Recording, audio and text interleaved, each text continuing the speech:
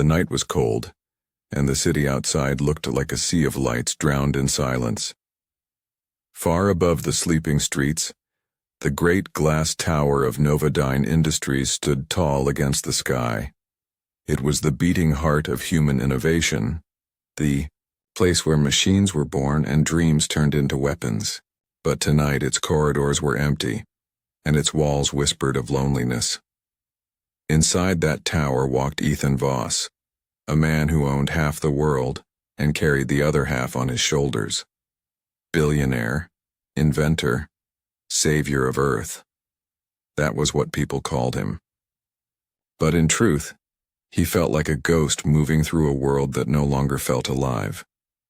His name carried power, yet his heart carried silence. He had not been seen in public for months.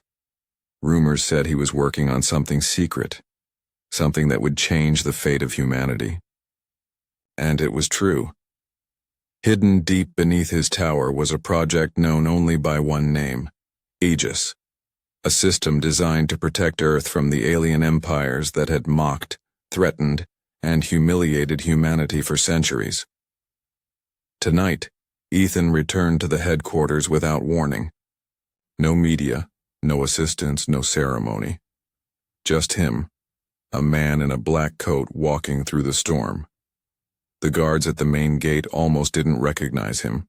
His hair had grown longer, his eyes colder, his face older, but his presence carried a weight that made everyone straighten immediately.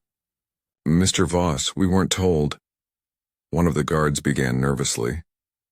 "I didn't tell anyone," Ethan replied simply, his voice quiet but sharp. "Continue your post." He entered the elevator alone. As the doors slid shut, he caught his reflection in the glass, tired eyes, a jaw tightened with years of quiet anger, and a soul heavy with too many unspoken regrets. For a moment he wondered if the man staring back at him was still human, or just another machine built by pain. The elevator descended slowly, deeper and deeper, until the bright lights of the upper floors faded into the blue glow of the underground lab. The doors opened with a soft hiss, revealing a vast chamber filled with humming machines and blinking screens. Rows of engineers worked silently, their faces lit by the pale light of computers. Ethan walked among them unnoticed at first, his footsteps echoing softly on the metal floor. He looked around, inspecting the progress of the Aegis reactor, a massive core that pulsed with quiet power in the center of the room. It was humanity's final shield, his greatest creation. And yet, he felt no pride, only emptiness. He had built it to protect mankind, but also to prove a point, to show the galaxy that humans were not weak, not helpless, not afraid. But in chasing that strength, he had lost something along the way. He had forgotten how to feel.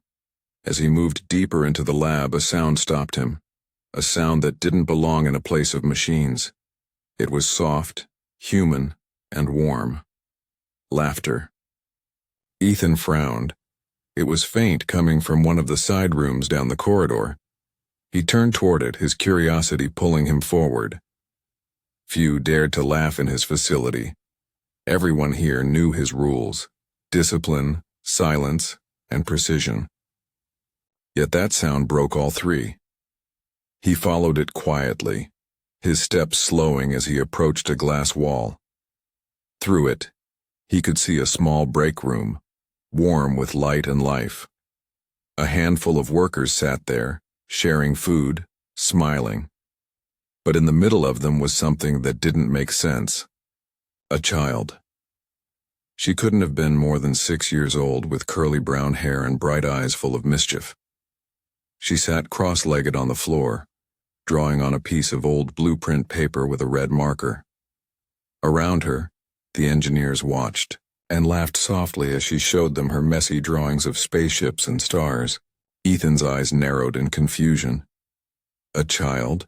Here in his laboratory? That was impossible. He was about to step forward and demand an explanation when he saw her look up, her small face glowing with excitement. She held up her drawing proudly to someone sitting beside her.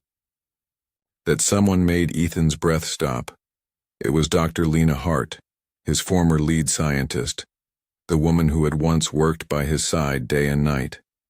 The woman who had left him years ago after telling him, "You're saving the world, Ethan, but you're losing your soul." She was smiling now, not the tired smile of a scientist, but the warm, real smile of a mother. And the child beside her called her Mama.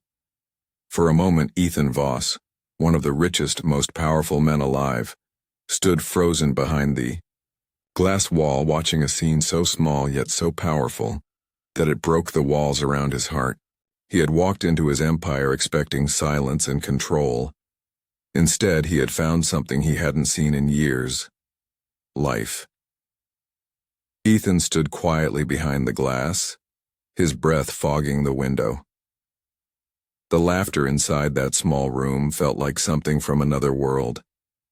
For years, his company had been a place of silence and steel, a fortress of machines and cold ambition. Yet here, in the middle of it, a child's voice filled the air with life. He didn't move for several seconds. He just watched. The little girl laughed again as she showed her drawing of a spaceship with big uneven wings. On it, she had written in clumsy letters, "Humanity." Her mother, Dr. Lena Hart, smiled proudly, brushing a strand of hair from the girl's forehead. "That's beautiful, sweetheart," she said softly. "Maybe one day you'll build your own ship." "I will," the girl said with bright eyes. "And I'll fly it to the stars. I'll show them that humans aren't weak." Those last words made Ethan's heart twist. He had said the same thing once, long ago, when he first started building Novodyne. "We'll show them we're not weak." That phrase had been his battle cry, but hearing it from the mouth of a child made it sound so different, so innocent, so pure. He couldn't help himself. He stepped closer to the glass and pushed the door open. The laughter stopped instantly. The engineers froze. Lena turned, her smile fading as her eyes met his. For a moment she looked shocked. Then she straightened slowly, her expression guarded. "Mr. Voss," she said in a calm but cautious voice, "you weren't expected tonight." "I can see that," Ethan replied, his tone quiet but heavy. His gaze shifted to the child who was now holding her drawing close to her chest. "Who is she?" Lena hesitated. "She's my daughter," she said finally. "Her name is Mira." Ethan frowned. "Why is there a child in a restricted lab?" One of the nearby engineers spoke nervously. "Sir, we didn't want to send her away. The war outside the city." Ethan raised a hand, silencing him. His eyes stayed fixed on Lena. "Explain," he said. Lena took a slow breath. "When the alien fleet destroyed the northern colonies, we lost everything. My home, my family. Mira had nowhere to go, so I brought her here. This place was safer than any refugee camp. She stays in my quarters during the night. She doesn't interfere with our work." Her voice trembled just slightly near the end. Ethan noticed. He looked again at the child. Mira stared back at him, unafraid. Her small hands clutched the paper, tighter, but her eyes, those bright, curious eyes, met his with a kind of quiet strength. "What's that?" he asked, pointing to her drawing. Mira blinked, then held it up bravely. "It's my ship," she said. "It's called Humanity. It can fly anywhere and protect everyone, even from bad aliens." Ethan's jaw tightened. "Protect everyone?" "Yes," she said proudly. "Mom says people out there laugh at humans, but I don't think we're weak. We just care too much. And that's why we fight. For each other." The words hit him harder than he expected. They echoed inside him like thunder in an empty hall. We just care too much. He glanced at Lena, who was watching him quietly. She seemed to understand what he was thinking, though neither of them spoke. The silence stretched between them, Years of distance, mistakes, and things left unsaid. Finally, Ethan looked back at Mira.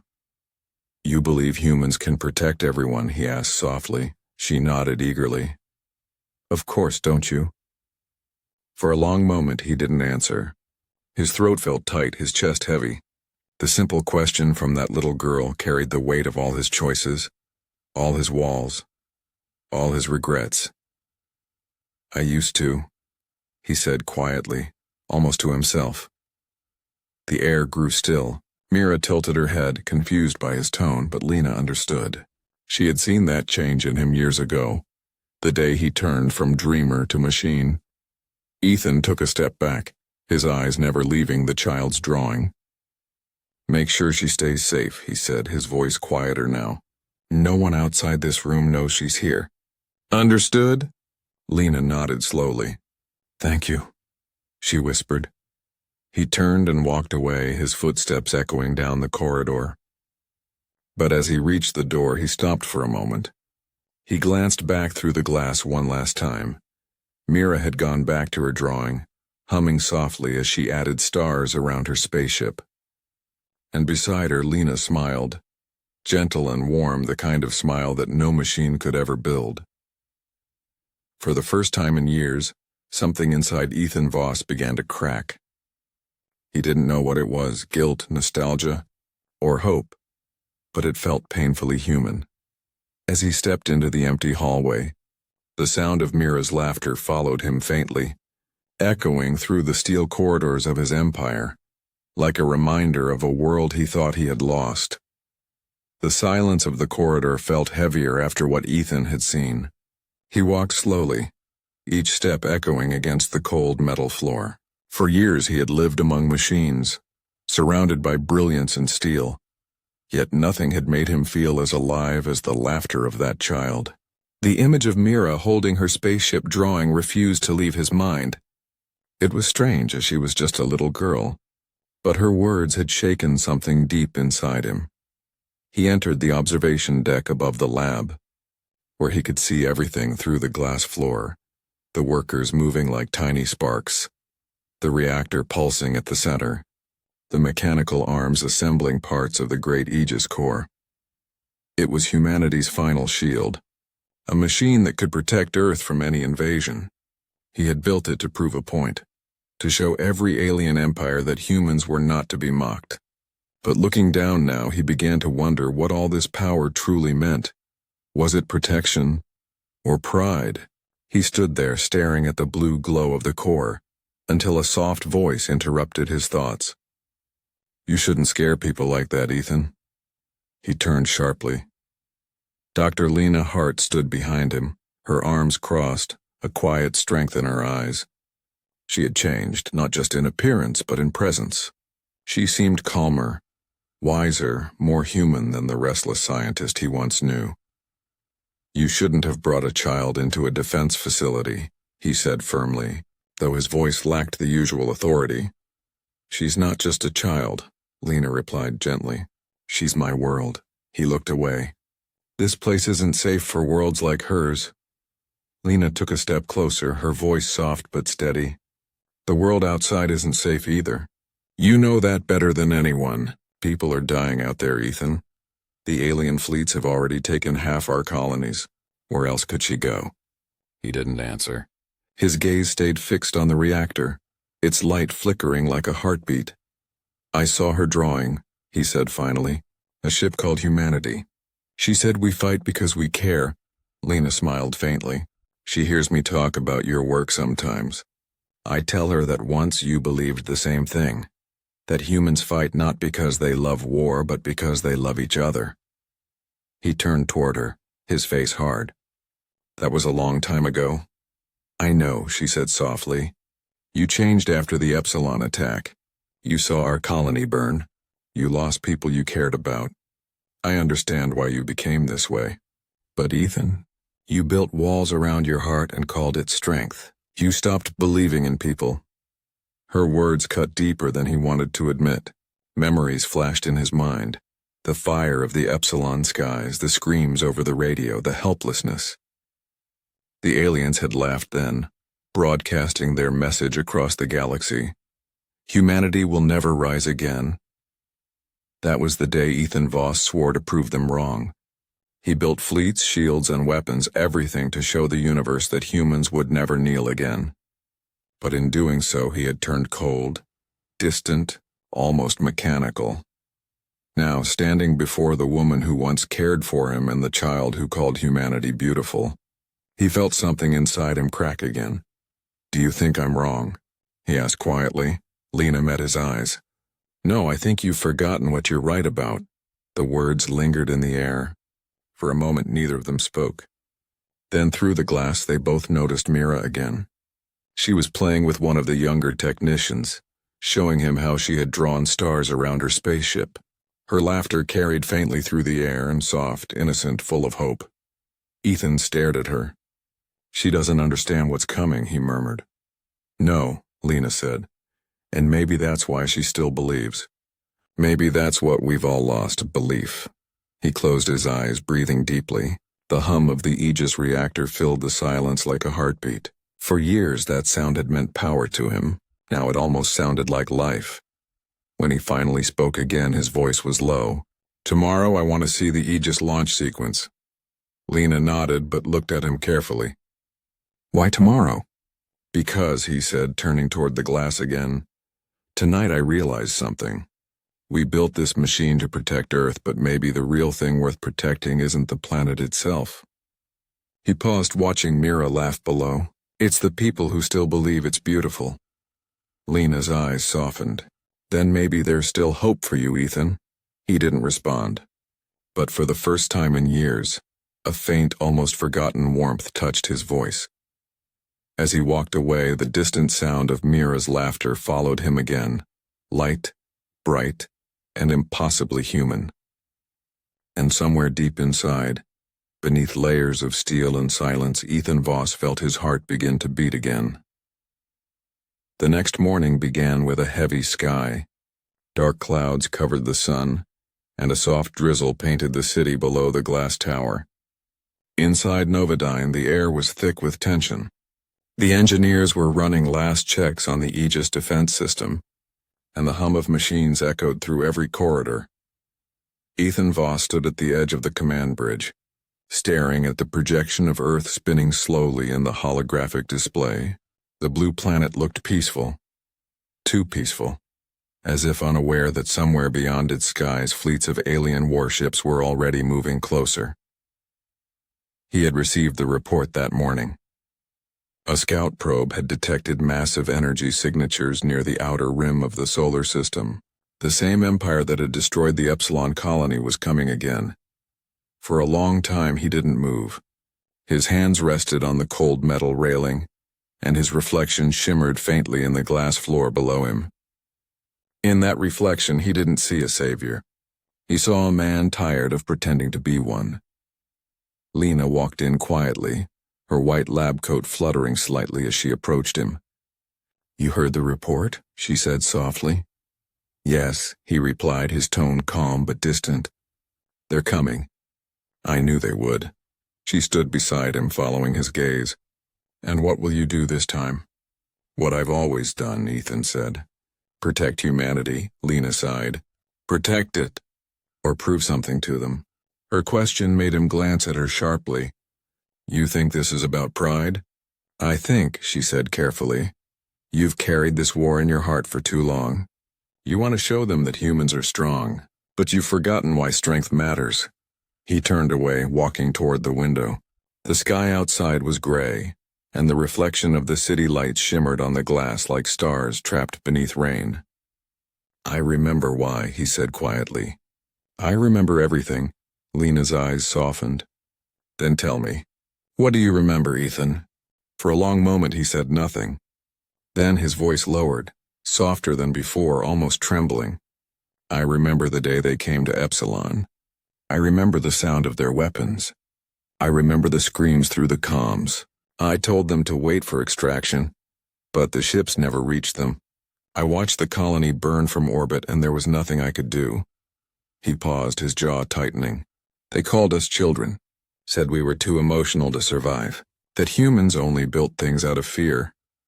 And you believed them, Lena said gently. Ethan looked down, his eyes dark. No, I swore to prove them wrong. That's not the same thing, she replied. Proving them wrong isn't the same as proving us right. He turned his head slowly toward her, and for the first time, there was no anger in his eyes, only exhaustion. You always had a way with words, he said quietly. Maybe that's why I kept you here even after you left me once. Lena smiled faintly. You didn't keep me here, Ethan. I stayed because I still believe in what we were trying to do, not what it became. Her words lingered in the silence. The hum of the machines filled the room like a distant heartbeat. Just then the door slid open, and a small voice broke the heavy air. Mr. Voss? Both turned. Mira stood there holding a small silver flower, a metal sculpture she had made from spare parts. She walked in carefully, her boots tapping on the floor. I made this for you, she said shyly, holding it up. Mom said you're building something to protect everyone. So I wanted to help. Ethan blinked, surprised. He crouched down and took the tiny flower in his hand. It was made of scraps, wires, and bolts, yet shaped perfectly. Delicate but strong. Why a flower? He asked softly. Because flowers grow even after the storm, Mira said with a bright smile. It means humans don't stop. Her words hit him deeper than any speech could. For a moment, the billionaire couldn't speak. His throat tightened and he had to look away. Thank you, he managed to say. It's beautiful. Mira beamed proudly and ran back to her mother. Lena's eyes glistened as she looked at Ethan. She sees something in you that you don't see in yourself anymore. Ethan turned the small flower in his palm, the cold metal warming slowly from his touch. Maybe Lena was right. Maybe he had forgotten why he began this journey. Not to make humans feared, but to make them believe. He looked at Lena again and said quietly, Prepare the launch codes. If they come, we'll be ready. But this time, I don't want us to fight out of hate, Lena nodded softly. Then maybe this time we'll truly be protecting what matters. Outside, the rain began to stop and a faint light broke through the clouds. It wasn't much, just a small beam, but enough to touch the tower's glass and sparkle across the floor like a promise. And for the first time in years, Ethan Voss allowed himself to hope. Night returned to the Novodyne Tower, but no one went home. The news had spread across the facility.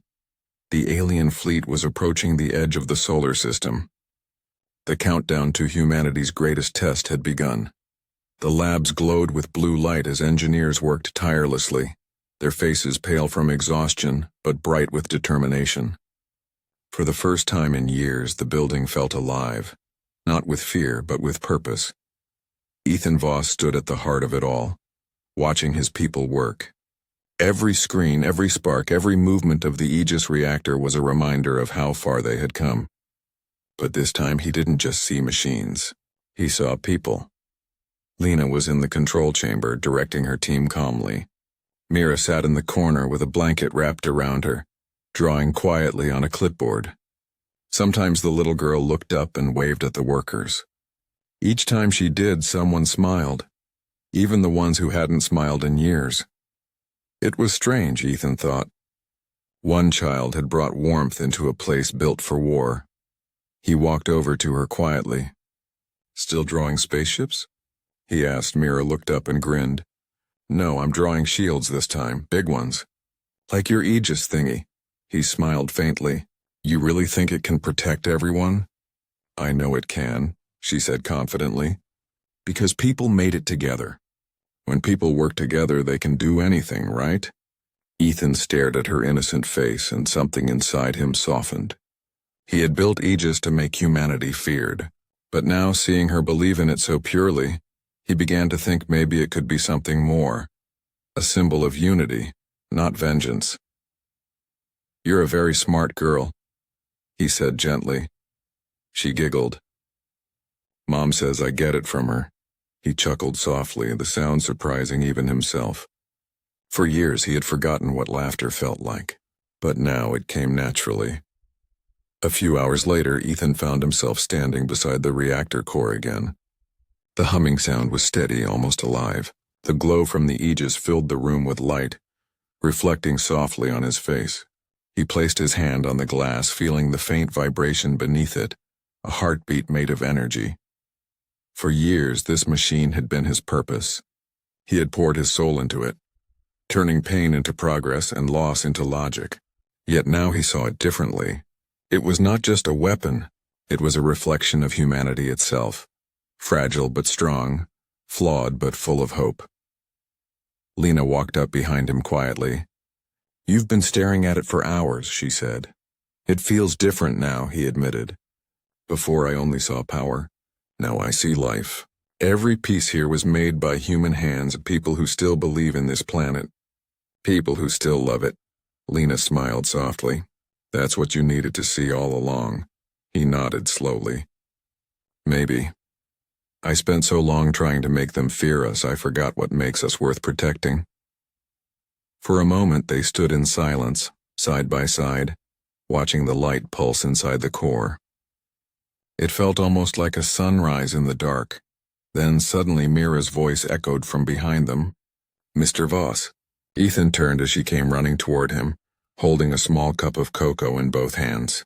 Her steps were quick but careful. "Mom said you don't sleep much," she said shyly, offering it to him.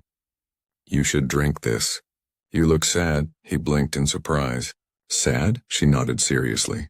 "Yeah, you look like someone who forgot what smiling feels like." Lena tried to hide a smile, but Ethan's eyes softened.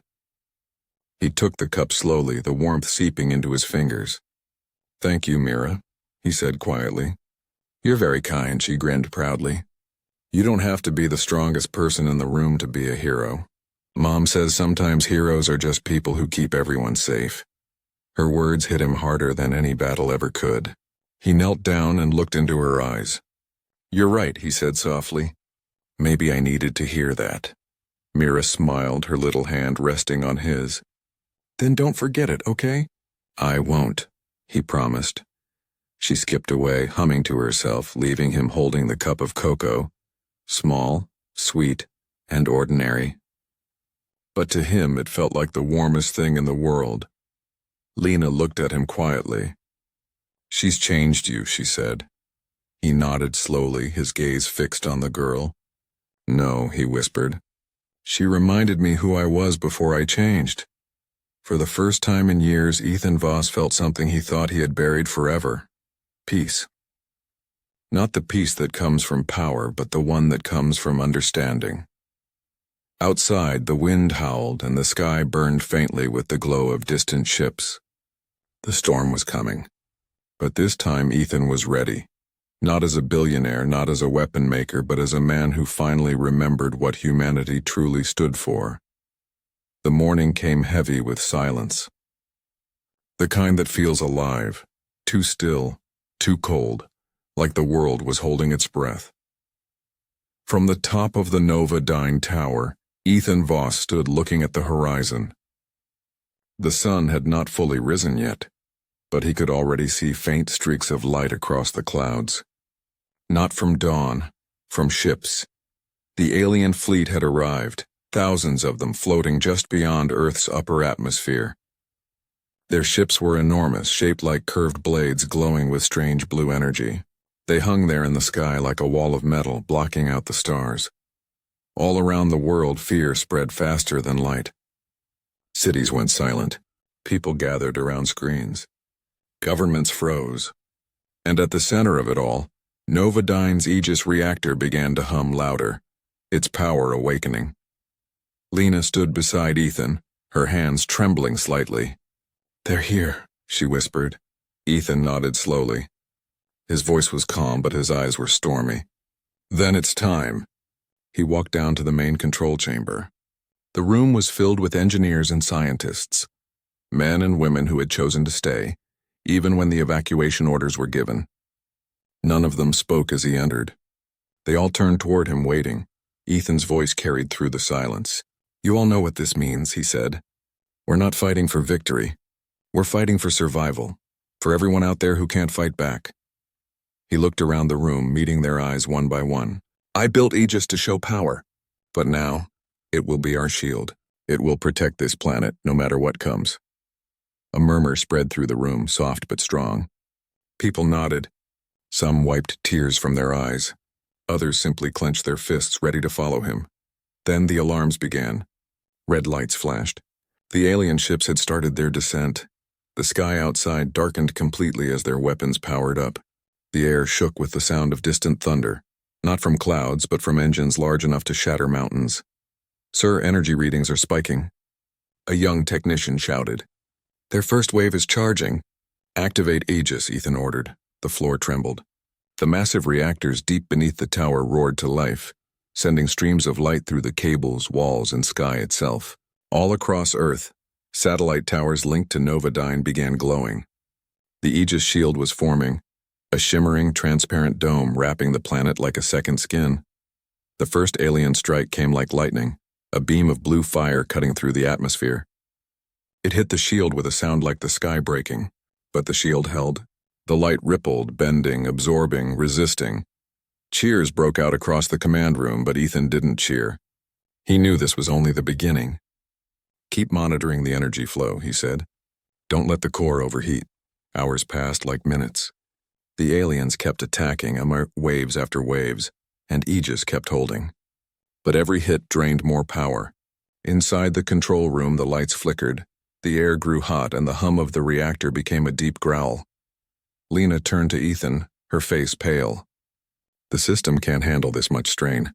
If we keep it running at this level, the core will collapse." Ethan looked at the data. She was right.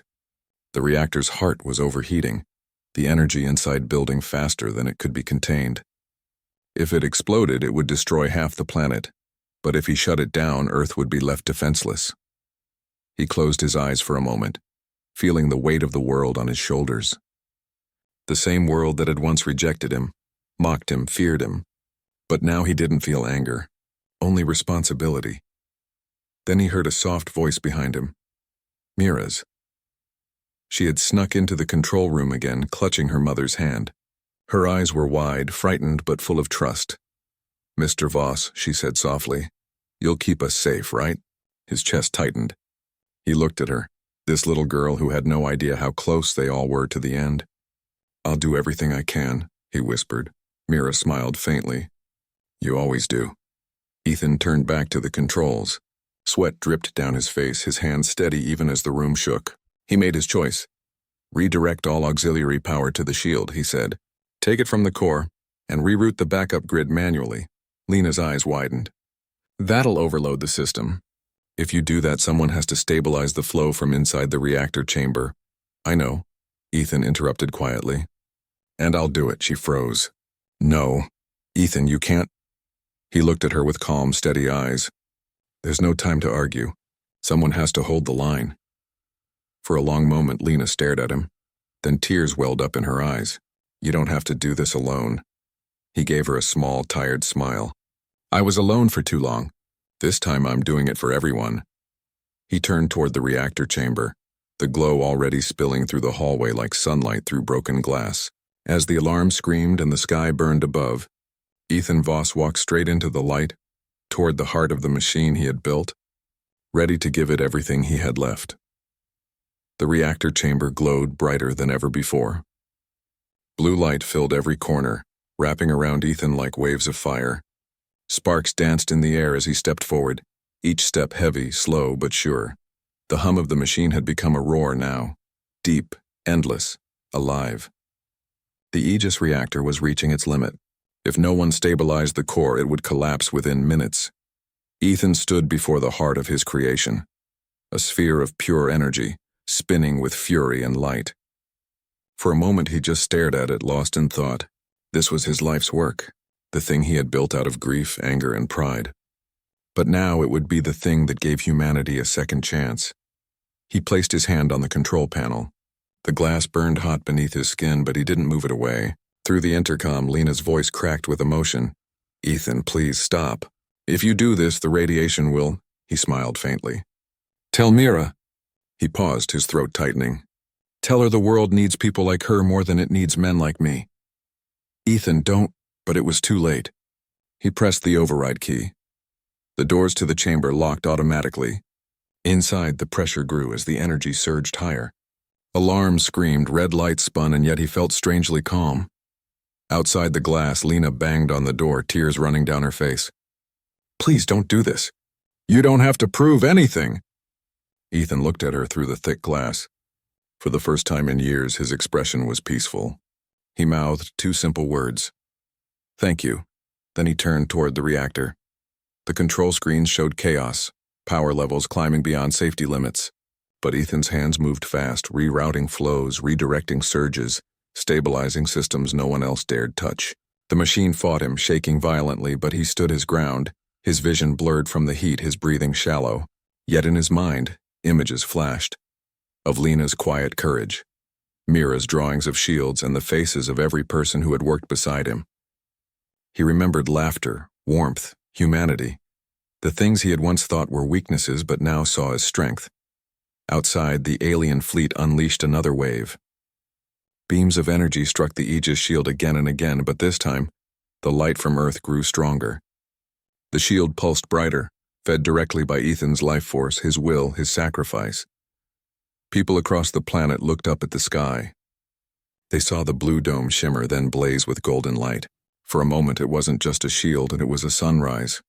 Lena fell to her knees outside the reactor door, sobbing. "Please, come back," she whispered.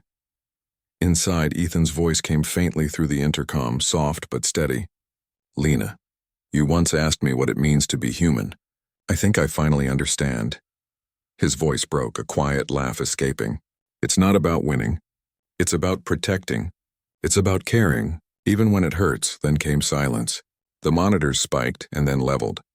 The power readings stabilized perfectly.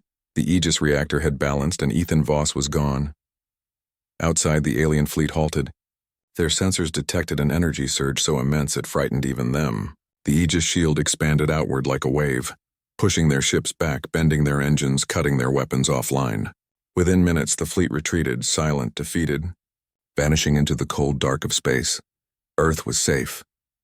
Hours later, when the energy finally faded and the lights dimmed, the door to the reactor opened with a slow hiss. Inside, there was no body, only Ethan's burnt ID badge lying beside the core, glowing faintly. Lena picked it up with trembling hands.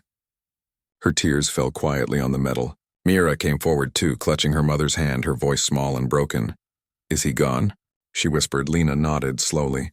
"Yes, but he saved us all." Mira looked up at the ceiling, where faint blue light still lingered. "Then he's part of the sky now," she said softly. "He'll always be watching." Lena smiled weakly through her tears. "Yes, he will." Weeks passed. The world began to rebuild. People spoke Ethan Voss's name with respect, not fear. Monuments were not built for his wealth or inventions, but for his heart, the man who gave everything to protect a world that once turned its back on him. At the Novodyne Tower, now silent and calm, a small plaque was placed beside the reactor. It read simply, "Here stood a man who remembered what it meant to be human," and sometimes, when the night was clear, a faint shimmer could be seen across the stars, like the last heartbeat of the Aegis shield still pulsing softly in the sky. To some, it was just light, but to those who knew the truth, it was Ethan's promise, glowing forever.